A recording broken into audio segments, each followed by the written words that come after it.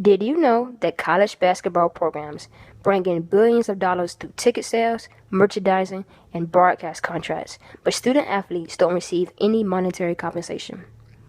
Good afternoon, Dr. Jones, guests, and fellow classmates. My name is Alisha Luke.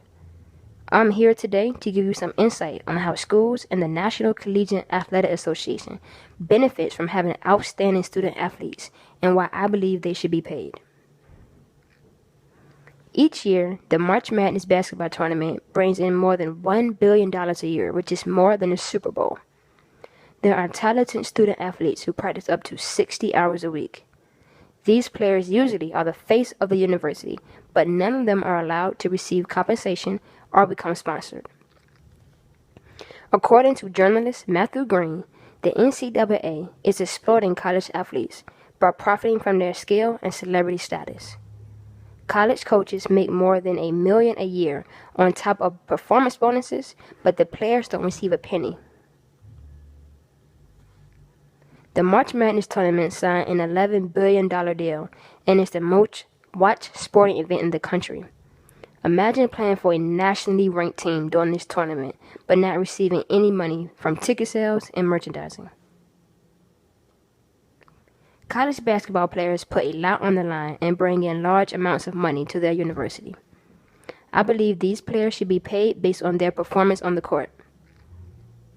As mentioned before, the March Madness tournament brings in over $1 billion a year, and the players don't receive any monetary compensation when they are the true stars.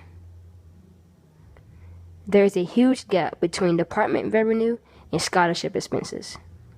According to Court Gaines, editor for Business Insider Sports page, athletic departments bring in roughly $144 million a year in revenue, but scholarship expenses only average about $13 million.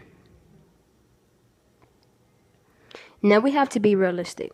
There is no way we can pay players with a salary, but I believe one way to pay players is through a stipend, which is a sum paid as an allowance.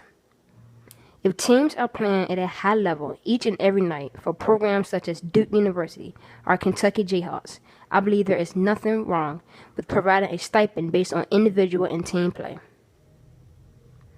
It is important that people know that not all of these players come from the same background. Some players are recruited from low socioeconomic families on scholarships that cover tuition, housing, textbooks, and meal plan. But there are other costs that are associated with being a student in college. College basketball players are putting in countless hours a week, putting their bodies on the line and bringing in millions of dollars to universities around the country, but don't receive any money outside of scholarships to come play for schools. I believe that players should be paid through a stipend outside of scholarships through department revenue. The NCAA makes billions of dollars, and coaches are making high-end salaries, but it is the players that make these organizations thrive. Players are selling out arenas and stadiums with fans, and in turn, that can increase the enrollment rate. Many college players struggle to make ends meet. There are costs that come with being a student athlete that scholarships just simply don't cover. I ask that you put yourself in these players' shoes and take action. Sign a petition.